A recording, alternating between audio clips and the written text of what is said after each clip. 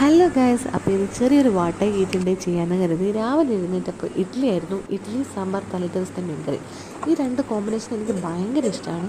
അപ്പോൾ ഇത് രണ്ടും കൂടെ മിക്സ് ചെയ്തിട്ട് ഇഡ്ഡലി ഞാൻ കഴിച്ചു. അപ്പോൾ കഴിച്ച് കഴിഞ്ഞപ്പോൾ ഞാൻ വെച്ചപ്പോൾ കുളിച്ച് വന്നാലോ. അങ്ങനെ കുളിക്കാൻ ഇറങ്ങി, കുളി കഴിഞ്ഞപ്പോഴത്തേക്ക് ഉച്ചയായി. പിന്നെ ഒന്നും നോക്കിയില്ല, ഊണ് കഴിക്കാനായിരുന്നു.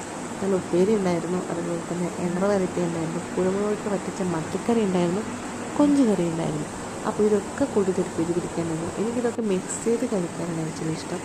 ഇതൊക്കെ മിക്സ് ചെയ്ത് കഴിക്കുമ്പോഴത്തേക്ക് നല്ല ടേസ്റ്റാണ്. അങ്ങനെ നല്ല ആസ്വദിച്ച് ഞാൻ ഭക്ഷണം കഴിച്ചു.